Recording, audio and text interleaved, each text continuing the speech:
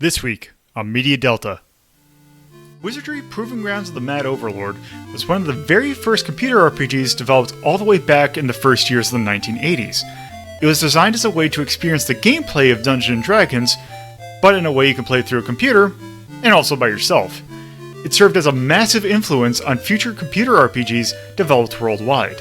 While Wizardry was popular in its home region of the United States, it achieved mind-boggling popularity in Japan, where the franchise happens to live on to this day, even though in the West, the franchise died in the early 2000s. It did get popularity in its release in Japan through the 8-bit computers.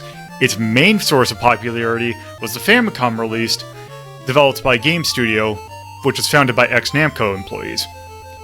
Almost a decade after the game's original release in the United States, an OVA was released in Japan to ride on the popularity of the Famicom version. How well can an RPG with very minimal story translate it into an animated space? Let's see, as we take a look at Wizardry, the OVA. Hello, and welcome to another episode of Media Delta, where we talk about movies and other things that are based on games that we have ranked during Retro Rank Rhapsody. This one is kind of actually one of the things that I wanted to show off, like one of the things that kind of inspired me to actually do this series, because it's one of those things that you didn't think would actually exist, and considering what it is, actually when you see what it is, it actually makes perfect sense where it came from, because what we are talking about this week is an OVA that is based on Wizardry Proving Ground of the Mad Overlord, specifically the Famicom release, which it's always fascinating to see how huge Wizardry got in Japan. Just, even though it was like a very Western developed, it was like one of the first CRPGs, like proper Western ones, and it's just got a huge following in Japan.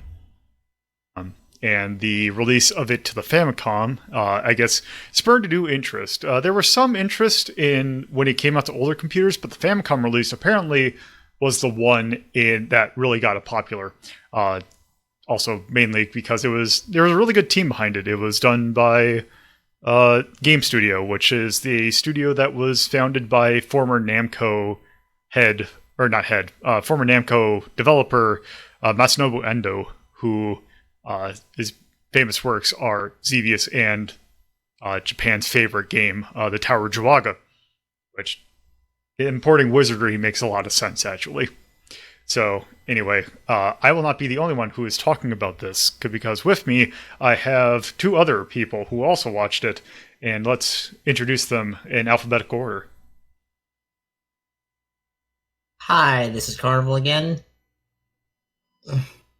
Sorry for weird timing issues. My internet was having a weird moment. It happens. Also, hi, I'm Torpo, and this was not actually what I expected. Yeah, because it's also weird to think of a Wizardry OVA, because there really isn't a whole lot of plot in Wizardry. Basically, it is the Mad Overlord, Trebor. Basically wants you to get his amulet that was stolen by the evil wizard Werdna. That's practically it. That really is all the plot from the original. So, it's also weird to think about, because I wonder how many people would have picked up, or in Japan would have picked up on the wonderful naming scheme of both Trebor and Werdna. Yeah, so chat, it's not Trevor, it's Trebor, because it's Robert backwards, and Werdna is Andrew backwards. Fuck. Yes, because Trebor is named after Robert Woodhead, which, interestingly enough, would go on to found his own anime studio of Anime Ego. Did not touch this at all, although that'd be very interesting if they did. And then the other one was Andrew Greenberg, who is now, I believe, an attorney in Florida. What? Yeah, Okay. I think that's the last thing that he ended up doing. Or at least, he definitely did not stick in games. But yeah, that's basically all the plot of the game. But with them doing an OVA, they kind of had to expand the plot. And to get the Wizardry OVA made, That was the work of the director. And the director for this OVA was one Shunya Fujiuka, I believe, is how you'd pronounce that. Interestingly enough, this is their only work. I'm not surprised. And yeah, this came out. I believe this seems like it would be a direct-to-video kind of thing. It came out on February 21st, 1991. The studio that was behind it was TMS Entertainment. It was kind of a somewhat major studio. They are I mostly know them for being the animation studio behind a lot of Western-based cartoons. I believe they worked on some Tiny Toons. I think on Animaniacs as well. That sounds correct. But yeah, they did a whole lot of... They were kind of an outsourcing thing mostly, but they did do some stuff in their homeland of Japan. And also the writers for this were Kenji Kodama and Yu Terashima. I don't believe that either... I believe they both also... this was like one of the only other works that they worked on. I believe Kenji Kodama worked on another anime series. I don't think it was a really major one. Yu Terashima worked on this, and also he was an episode writer for an anime called Bugete Honey, which oddly enough is another video game franchise or video game based anime thing. Except it was based on Takahashi Meijin, aka the guy who Master Higgins is inspired by in Adventure Island. So it's basically a major Hudson advertisement, and maybe we actually might look at that one point if I can ever find it. But yes. Also, real quick, studio that made this, most important thing they've ever done is Alf the Animated Series. Oh, perfect. That sounds about also, right. Batman the Animated Series they are responsible for. Okay, then that has truly... Yeah, that's actually important. What are you talking about? How dare you? So yes, that is who ended up making this. So, what exactly is this about? It has the same general plot of the thing as basically... So this actually opens in a cold open, where we are introduced to kind of the three main people, I guess. You have Alex, who is basically this blonde-haired kind of... He looks like if... He would kind of look like he would basically be a paladin-looking guy. He's long... Almost like Shin from... if you think of Shin from Fist of the North Star, long blonde hair, kind of blue dress, just uses a sword. He looks kind of... it looks like he is either a basic fighter using the Wizardry classes, which we'll get to how this OVA handles in-game mechanics in a bit. But yes, we were introduced to Alex, who was voiced by Keiichi Nanba, who didn't really seem to have any major roles that I could tell. He did a lot of work. It's just a lot of it, I don't think it was stuff that came over here. And if he worked on anything major, like any major franchise, he was mostly just supporting characters. I couldn't really figure out who he was. But he did a pretty good job. No complaints there. There's also Shin, who is kind of... almost looks like as generic of an RPG character as you can get. Kind of brown hair, kind of... just dude. Like, relatively skinny. Like, he looks like a standard JRPG protagonist. Dude in armor. Yes, and we'll find out what his class is later, apparently. But it's not apparent to begin with. Still questionable. Yes. Yeah. It's because... And we'll talk about that in a sec. But yes. Then you have probably the better of the three characters, who is Hawkwind, who is a ninja. And... Which kind of sets that I'm guessing that this is an evil neutral party, because that is the only... You can't have a good ninja in Wizardry. At least I'm pretty sure you can't. I think ninjas are great. I don't know what you're talking about. Well, they are great, because what their main ability is to, in the game, is to decapitate enemies, which he only does in the OVA, and it's great. It's really good. Yeah, it's Feast of Famine. I think he kills one person... or one creature that's not a decapitation, and it's it's Not that. It's at one fight at the very end, he tries to hurt someone and it doesn't work. All right. Also, going back to Shin for a moment, it is actually kind of interesting because he is voiced by Toshio Furukawa, who did have some major voices. He is Ataru from Urusei Yatsura, so he's kind of the main character from that. Jesus. Also Piccolo. Yep, that works. So then, yeah, and Hawkwind is voiced by Teisho Genda, who, his most recent work, apparently, he is now the new voice of Shenlong from Dragon Ball properties. Not just Z. Also, apparently, he was the voice of Dan Daston in The Big O. Huh. That was kind of the main things that I saw. But yes, those are our three. So the OVA opens with them getting into kind of... They're literally doing a treasure haul. They're like doing what you would do in the game. You would do a run to get XP and to get money so they can go further down the dungeon. Like, that is literally what they're doing. They even say that as such. Because after they're done, or they find a treasure chest, and after they're done, they go to Gilgamesh's Tavern that you see in the games. Where they are, doing tavern-y stuff in an old fantasy setting that you do. And also, good.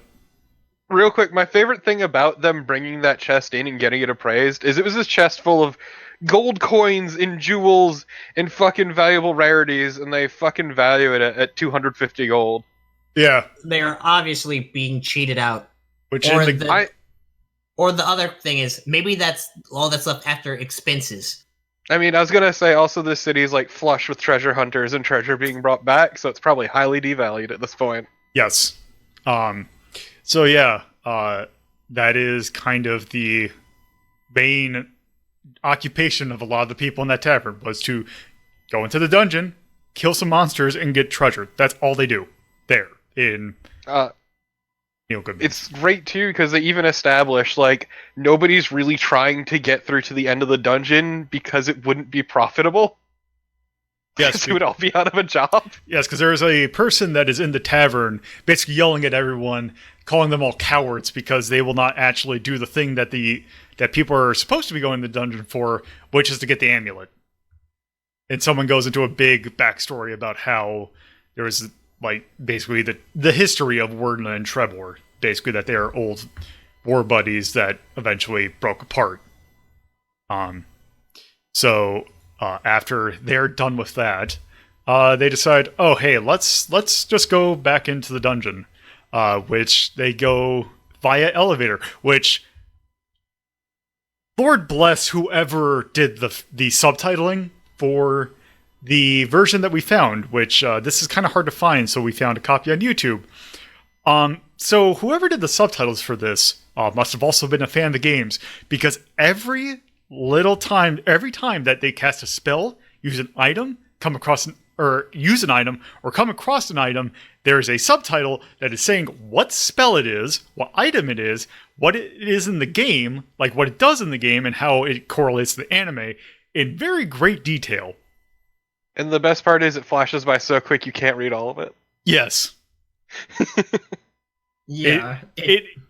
There's a lot of things that like especially media that is based on like games do. You either have the side that is the Captain N side, in which they have a very casual glance at the game, so you just take a look at like the box art and say, oh, I kind of get what this is about, and then just make a game or make a show off of it.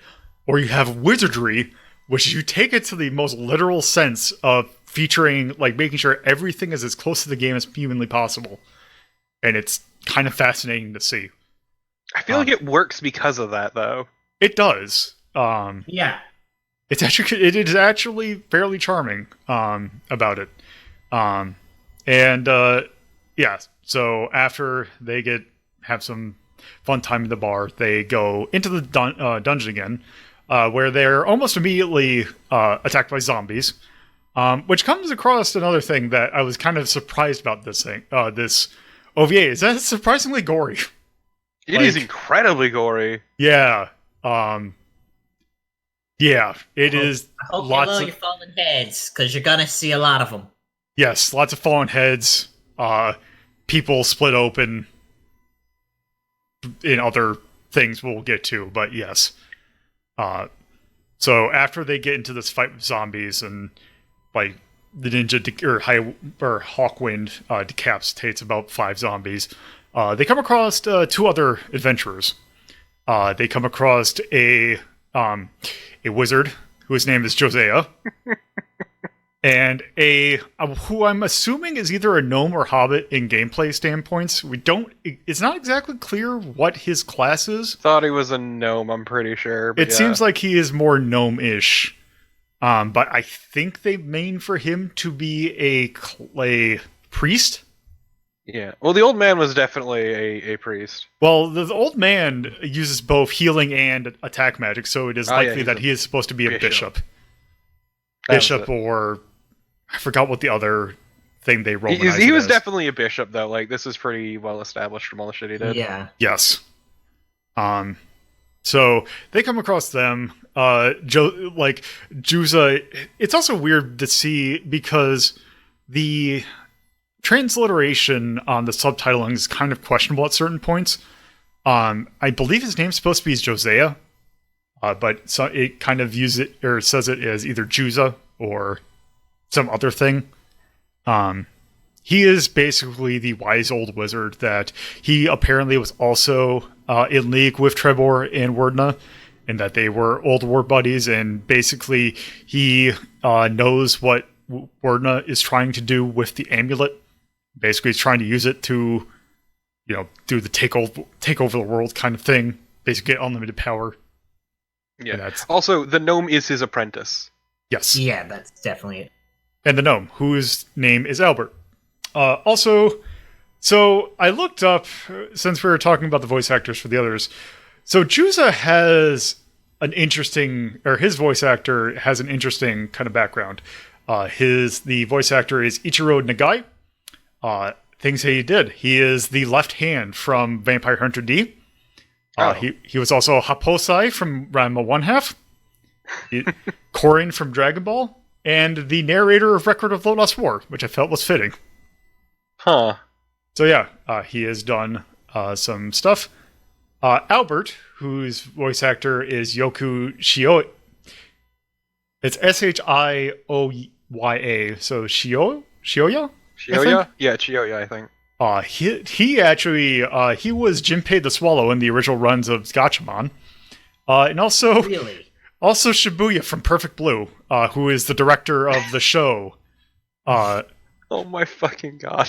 Which I normally would not have mentioned that, but that is a really interesting dynamic between those two roles.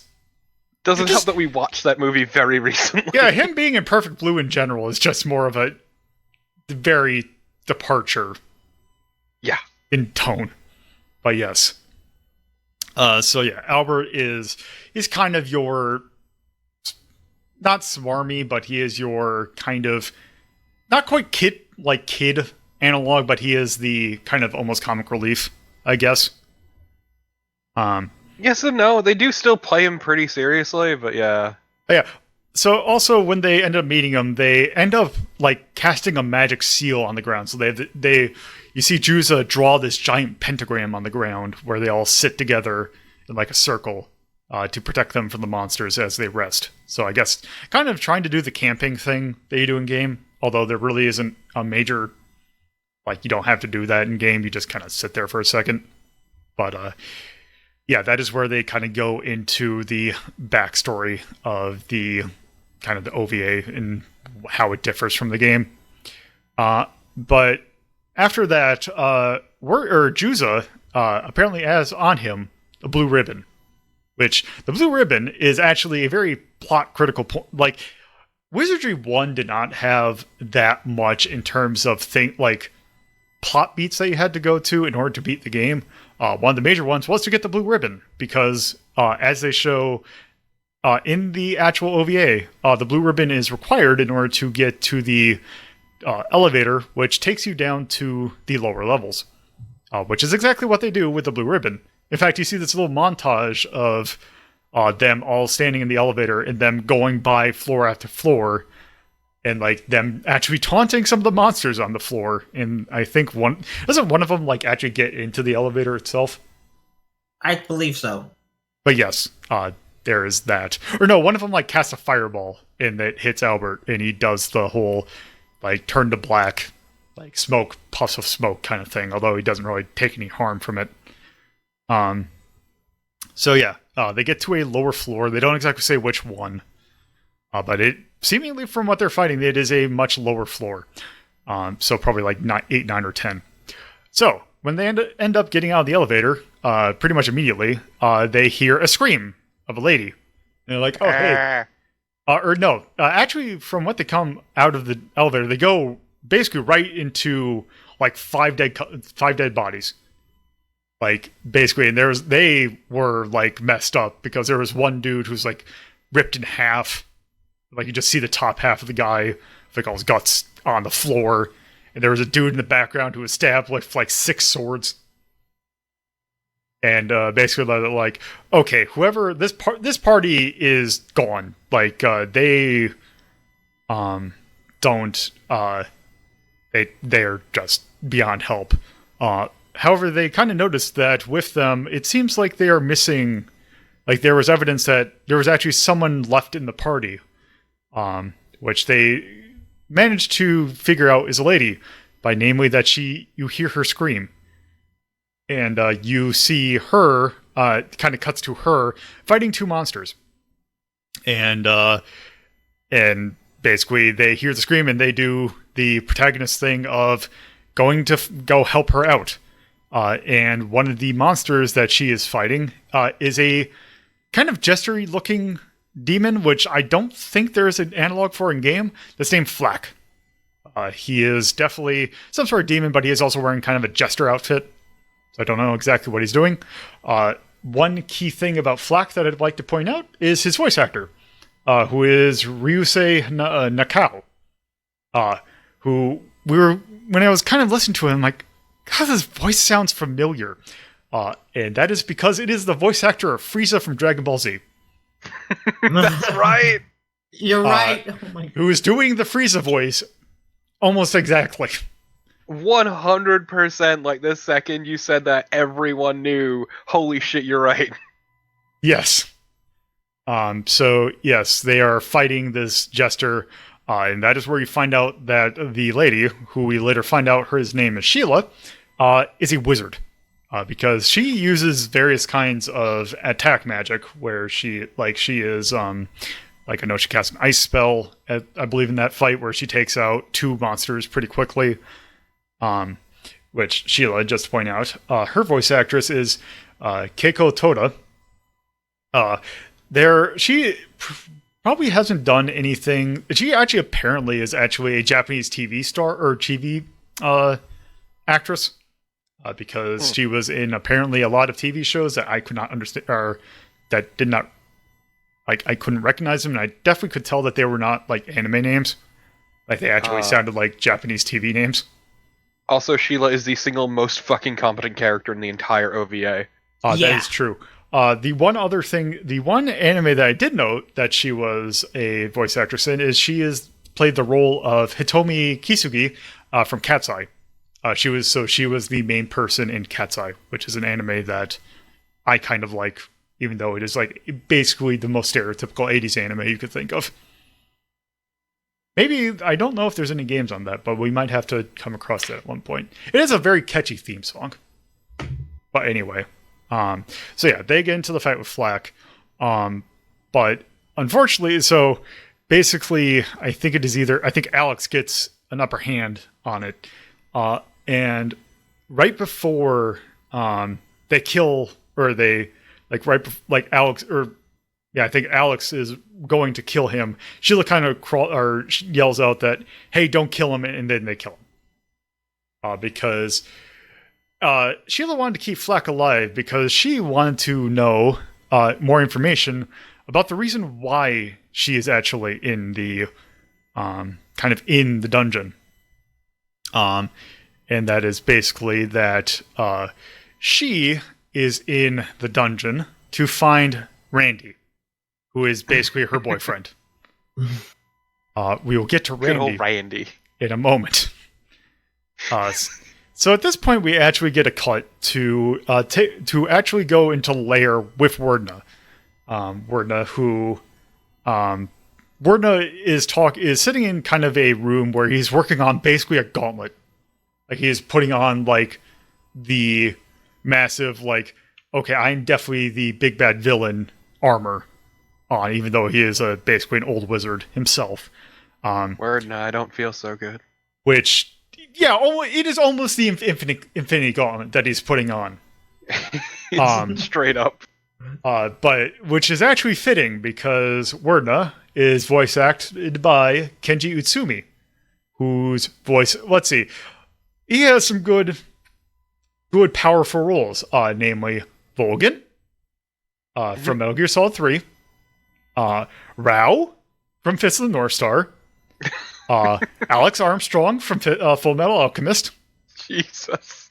He is apparently also a voice actor for Shenlong. I believe he was the older voice of Shenlong.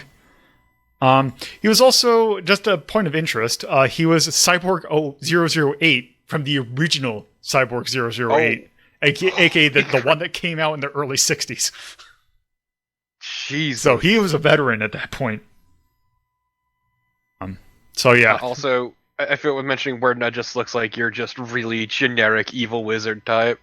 I mean, that is what he looks like in games, so it's very fitting. Yeah.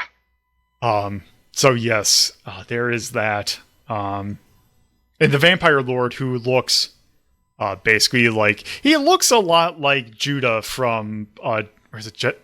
No, it looks like Jeddah from Darkstalkers. See, I was gonna say he's like a borderline David Bowie. Yeah, kind of. Yes, voicing a lot of muscle-bound boys is a good way to put it. Chuffy lads. Yeah. I just briefly taking a look at the voice actor. So just to know, the voice actor for the Vampire Lord is Yukimasa Kishino. The things that he voiced in he apparently has done a lot of he did a few Dragon Ball Z voices. He was the voice of King Vegeta. He is apparently the announcer in the Cell games. He was apparently Tao Pai Pai, who showed up in Dragon Ball Z at one point, even though I don't remember that. He's done a lot of supporting characters. None doesn't look like anything major, though. But yes, that is the Vampire Lord. Anyway, with that, after we have a brief discussion saying, oh, hey, there is some intruders in the labyrinth, and basically Werner's like, oh, I know exactly how to deal with them. Go send Randy. Have Randy deal with it. Randy. And yeah, and then cut from there to go into everyone's favorite part of a dungeon crawler. That is going into a teleporter maze. No. Which they show, it's like, oh, hey, it's a maze that it's like, you can go through the mirrors and all that. So they kind of dick around in that for like 5 minutes. But then they come across Randy. Who is holding the Muramasa blade. Which is just Hanzo steel that makes him glow blue. And has laser beams. Yeah, it is. It basically is. Oh, what? It's basically, the thing like, I'm trying to think of what other thing had that same thing. Where basically you just slash the blade and there's just a big slash. Sword beams. Comes after. Yeah, sword beam. Like if you think about, like, say, if you've gotten the Master Sword in Breath of the Wild, it acts kind of like that, almost. Or I would imagine that it would work in Skyward Sword, even though I hadn't played that. If that had. Yeah, it's a Moonlight Greatsword, essentially. Yeah. Also, the Muramasa blade is the actual most powerful sword in the game. Yes, so that is also true of the game. It is the most powerful sword. So Wizardry dice rolls, because since Wizardry was basically an attempt to make a video game based on Dungeons and Dragons, they included like all weapons have dice rolls. But the thing is, since it's a video game, they can have like insane theoretical dice rolls. And I think like the Muramasa Blade has like a 3d5 plus like 11 for an attack's power.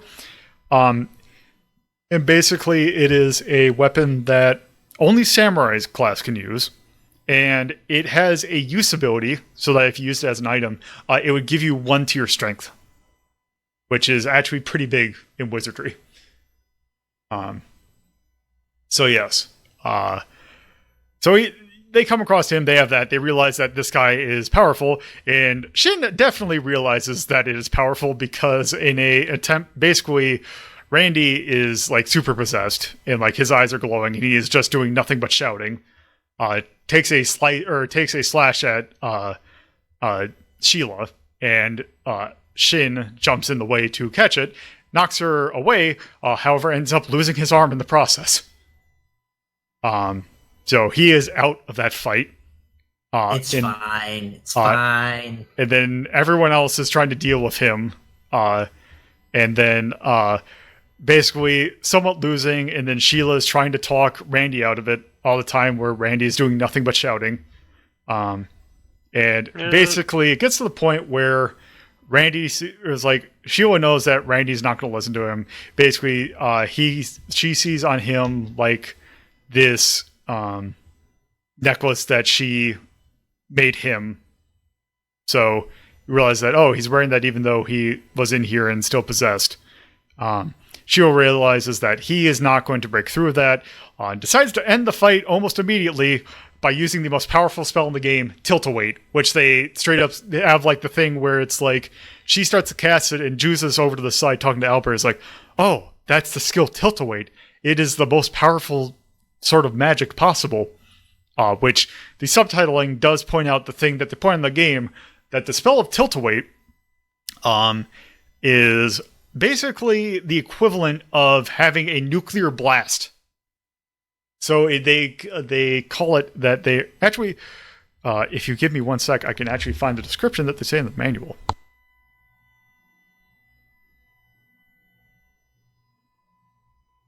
Also, I feel we're mentioning that the Muramasa Blade does 10d5 and has 3 additional swings. Yeah, so... As well as a +8 to hit. I definitely didn't go to GameFAQs just to look up this information.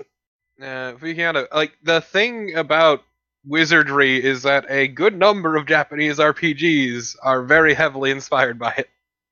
Okay, I apparently have misplaced my copy of Wizardry, but anyway, I believe in the manual they describe it that basically what it does is that it's actually a 2-part spell.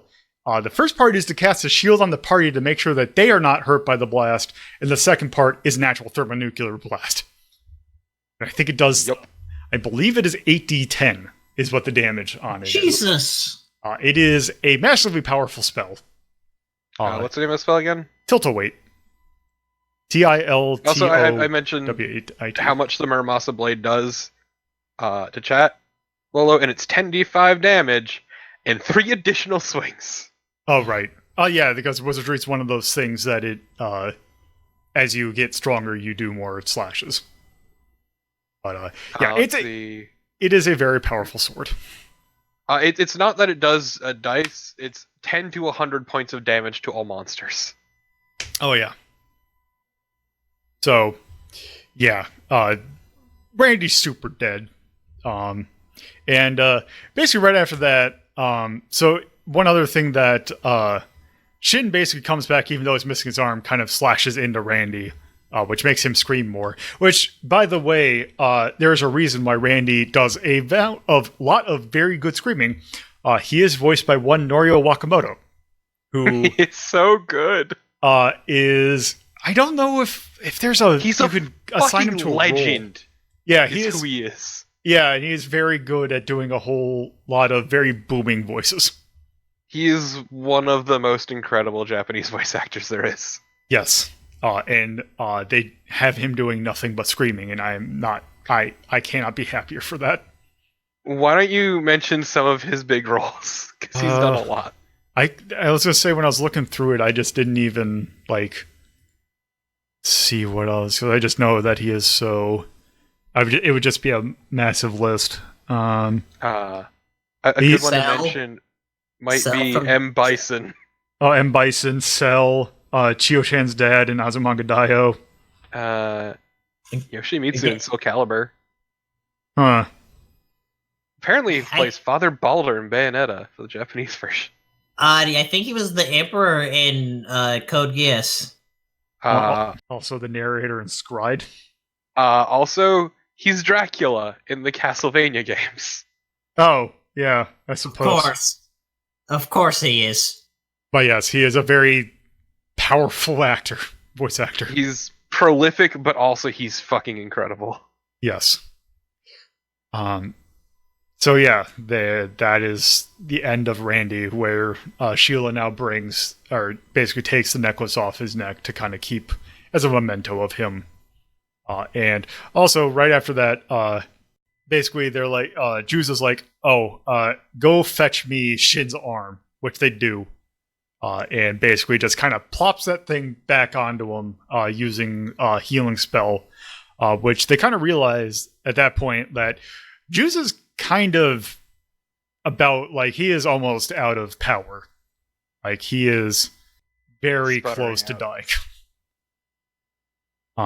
Which after that, once they get him all patched up, Shin takes the Muramasa blade and starts to use it, which I'm guessing makes him somewhat of a samurai, although really neither Alex or Shin ever use magic, so they could just be fighters.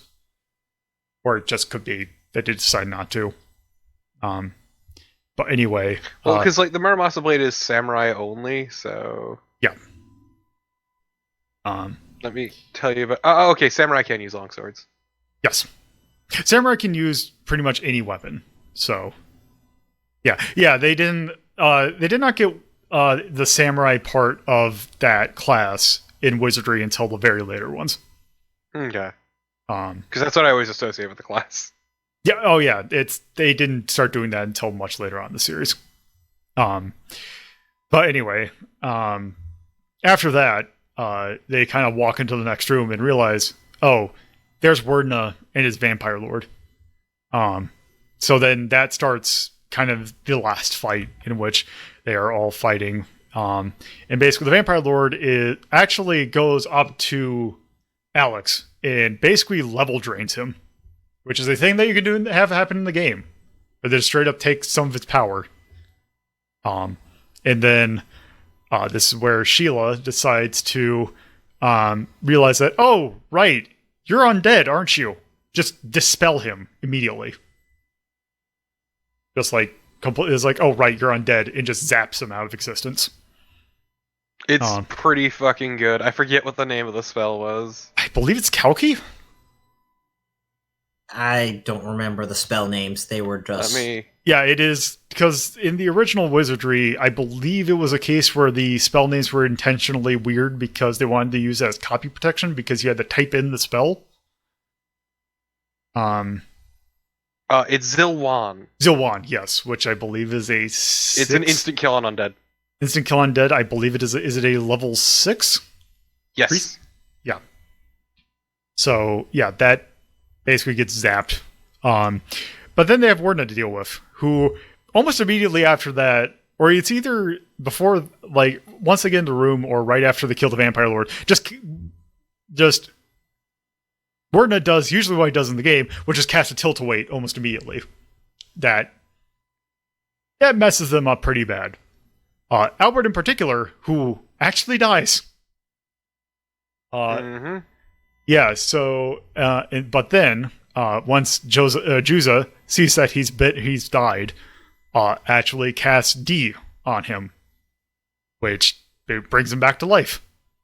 But that pretty much sacrifices all of Juza's strength. And he dies. So, then Sheila gets pissed off at this, casts a spell Mahanan at Werdna, which does nothing. Because Mahaman in the original game is a spell that can have like one of 7, I believe, things happen to it. And if it works, or if it does on enemies, it could, I believe, potentially silence all enemies or do a lot of damage. So basically, the effects it can do are augment magic, so spells do more damage, or cure more, cure the party, silence enemies, teleport enemies, heal the party.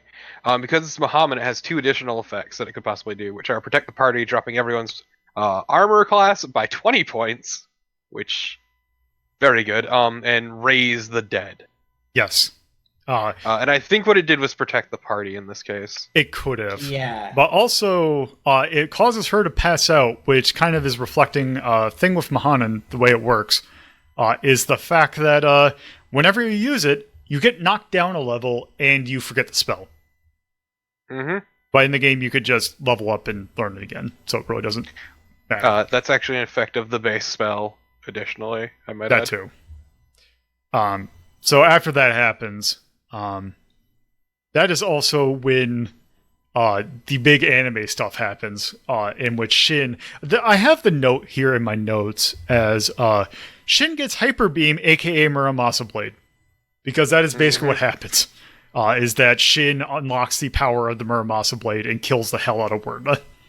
And the most important note about the Muramasa Blade is it makes just the most blatant Star Wars lightsaber noises as they could get without getting any sort of legal trouble. Legally distinct lightsaber noises. Yes, from this katana. So yeah, they end up winning over Wyrna. And after that, you see a shot of them. They get the amulet, but then it starts to it deactivates. So the amulet no longer has its power, which that means they don't have to worry about Wyrna using it to destroy the world, which I guess they can return or do what they did and just keep it. And then we get to my favorite twist in the entire fucking thing. Yes. So after that, they leave and. Then you get a shot of them standing by 2 gravestones. Basically, they have buried both Randy and Juza, which they make a point in that I love because it is going back to that thing of them taking the game mechanics to heart a bit.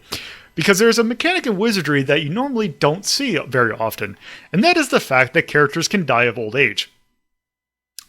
They specifically mention that they brought Juza's body, like Albert is very angry at the Temple of Kant because they couldn't revive him because Juza got too old. Because when you die, you slightly age a little bit in the game, and he was at the point where he can no longer be revived. He died of old age, and it is amazing. Yep.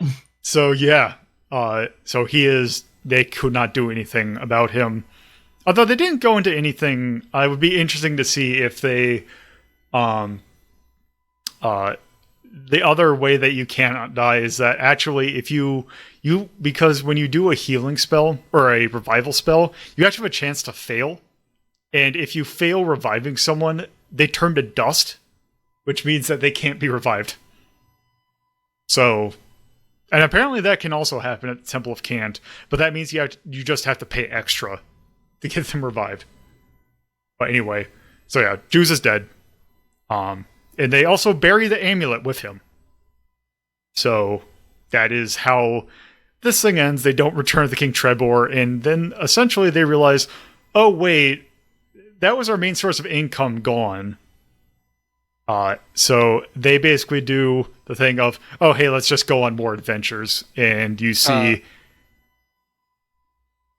what are you gonna say?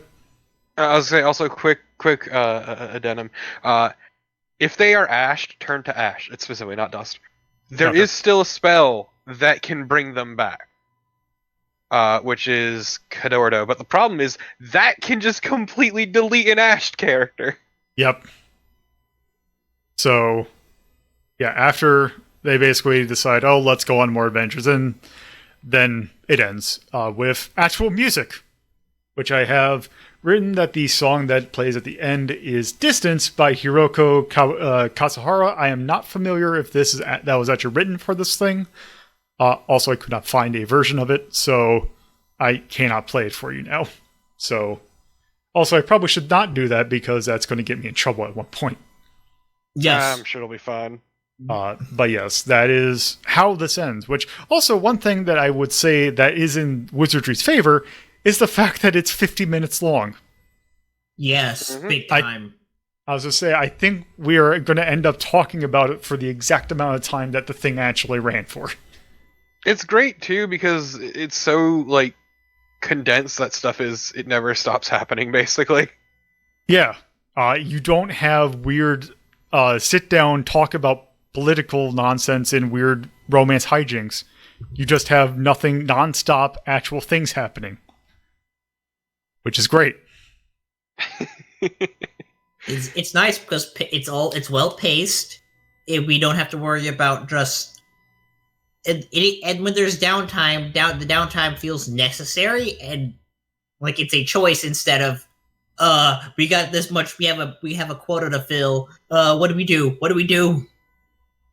Also, like even without knowing about the game and the game mechanics, it's still like an okay fantasy thing. It is a okay romp. It's like especially that's why I mentioned with Juza's role as a narrator of Record of Lost War, because that is also it would fit in. I mean, Record of Lost War is probably a little better, but it would fit right in. You could probably release this without any title Wizardry and it'd be, it's very similar to it, but it's not. You don't have to have nostalgia for Wizardry to enjoy it. Like, it is definitely writing on that that nostalgia. I guess really not nostalgia because it just came out. The familiarity, yeah. You don't have to be super familiar with Wizardry to enjoy it, which is nice. Which I should point out, like, and it does have the thing where if you're familiar with the games, it's like, oh hey, there's that thing. It's neat, but not too terribly like pandery. So yeah, I guess that's really all that really needs to be said about Wizardry. So why don't we just go ahead and rank it? Really, let's just bring up the ranking guide. So how we're going to do this is that we have a scale from technically 1 to 21, although there are some special cases, with 1 being what we consider universal mastercraft, which is basically you cannot get any better than this, and it's something that can be enjoyed by practically anyone, to the very bottom, which is 21, which is don't even bother, which it's not even worth it's not, you can't even get any enjoyment, like, ironically watching it. It is just completely terrible. We only really have one other entry in this list, and that is the one we look at in the very first episode, which is Salamander, based on Gradius Life Force and Gradius 2, which we have ranked at a 15. I can already tell you this is substantially better than Salamander. Yeah, I was going to say like a 9 or a 10, personally. Yeah, that's about the same where I'd say 9 or a 10. Yeah, because 11 is the midpoint, which is what we have listed as enjoyably adequate. And I would definitely say that 9 to 10 is a pretty good position. 8 is listed as above average, which is a pretty good spot for it, because especially when we say that it's perfectly competent, it's still not super, it doesn't do anything interesting or like break the mold, or isn't like, I wouldn't call it exceptional, but it's interesting enough. It does what it needs to do. Yeah. Yes. It executes competently and without like any major flaws. So it could be done a lot worse. Yeah. No, but I feel like this is also going to be as good as it gets. Yes. Yeah. So I'd probably say like a 10. If we had to choose a hard number, I'd say 10. Yeah, I think 10's probably a good spot for it. So, this is currently going on what we have listed as the resonance list, which is how well does this anime resonate with the original game. So incredibly. Yes. I mean, in that sense, yes, but also just in terms of quality. We have just called Wizardry, but this is based on Wizardry. Proving grounds of the... Just barely at the shoulder. It fits. It's fine. It's fine. You baby.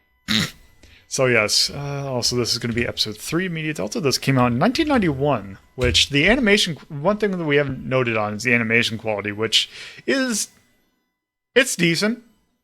I would say it's probably better than Salamander. I would say it's not amazing, but it works. It is perfectly competent for direct-to-video. Yeah.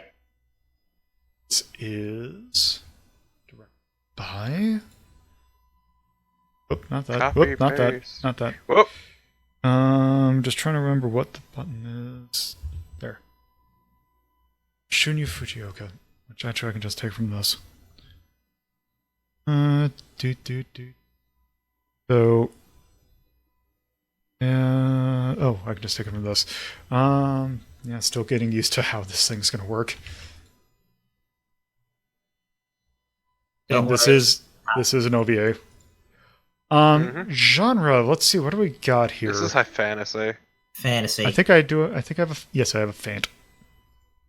And that is also where our tone. This is definitely a tone of high fantasy. Where is my little elf dude? There it is. So, would you say that the OVA of Wizardry is a more competent production than the actual game itself? No, actually, I think they're about on par. Yeah, they're about the same. Like, especially the wizardry that this game refers to. Either or is about the same for me. Because one thing I'd like to point out is that the Wizardry, the game itself, is currently sitting at a 15 in our command list. Because it is the thing with Wizardry that if you're taking, in comparison to modern games, is that Wizardry, coming out originally in 1981, is pretty archaic. It is also very difficult. Like, to that I say, like, it was a perfectly fine watch, but my thing is, like, it just felt like a romp through Wizardry. Yeah. So I can definitely see that it being the same. Because the thing is, with an OVA, it's a lot easier to watch just this than it is to actually play a game that, in some cases, outright hates you. Yeah. Yes. No, it caught the feeling pretty well, though. Yeah. Content gore. Yes, it is very gory. Yes, it is very gory. In terms of calling out things like the music, the charm, the cinematography, the story itself, the action, or the artistry, is there anything we'd want to call out? I'd say charm, honestly. Yeah, that's about the only thing. Like, once again, it like perfectly captures what a Wizardry run would feel like, honestly. Yeah, that is one thing I do like, that it actually kind of keeps almost a little bit too literally to the game, which actually kind of makes it more enjoyable in a way. Yeah. And actually, one thing I do want to call out is I do want to call its length out as positive. The fact that it is only 50 minutes long, it is exactly as long as it needs to be. Like, it cuts out a lot of cruft that you would get if you want to really play Wizardry straight. Yeah. So, yeah, it's nice to know something that knows exactly how long. Because even, like, if we think about going back to Salamander, one episode is the length of the entire Wizardry OVA. And they still did not have enough content in those to cover that entire 150 minute episode. But yeah, I think that's probably good for Wizardry, because I think that we kind of covered kind of everything. Yep. So, yeah, that's Wizardry. So I guess with that, that is going to do it for us talking about Wizardry. So, Carnival and Torpo, is there anything you want to plug before we leave this episode? I guess I'll plug Boogeyman Buddies, an actual play podcast that Torpo and I are on. Yep, that is and it is a podcast that has many different, it is a tabletop podcast. It has many different arcs, many different stories, and many different games. So, is there anything you want to plug, Torpo? These holes in my body from all these swords. Okay, yeah, you should probably do that. And while you do that, you all can. I hope you can sit in anticipation because our next episode is talking about something that I was very happy, or I didn't realize that when we originally looked at it, but is very thankful for because as this is based off of games that we ranked, one of the games that I think is sitting at the very bottom of the attack list, or actually no, I think it's the resist list, is a little game that is called Dirty Pair Project Eden for the Famicom Disk System. And that is going to be what we talk about next episode. So I was going to say, which is a shame because that is a series that is near and dear to both me and Lola. Yes. So I hope you will stay tuned for us to talk about next week. Dirty Pair Project Eden. Thank you all for listening to Media Delta. If you want to see the full ranking list for yourself, you can go to r3.ldp.life in your browser, and that will take you straight to the list. If you would like to watch Retro Rank Rhapsody, this show's sister series in which we play the games that the shows that we are talking about on Media Delta are based on, you can watch them be recorded live on Twitch at twitch.tv/loadedpuzzlo. Episodes are recorded live at 7:30 p.m. Eastern Standard Time on Fridays, 2:30 p.m. Eastern Standard Time on Saturdays, and 1 p.m. Eastern Standard Time on Sundays. Or, alternatively, you can watch all episodes on YouTube by going to youtube.ldp.life. You can follow the show's Twitter by going to @HazeltownStory, or my personal Twitter @LoloToPuzzlo.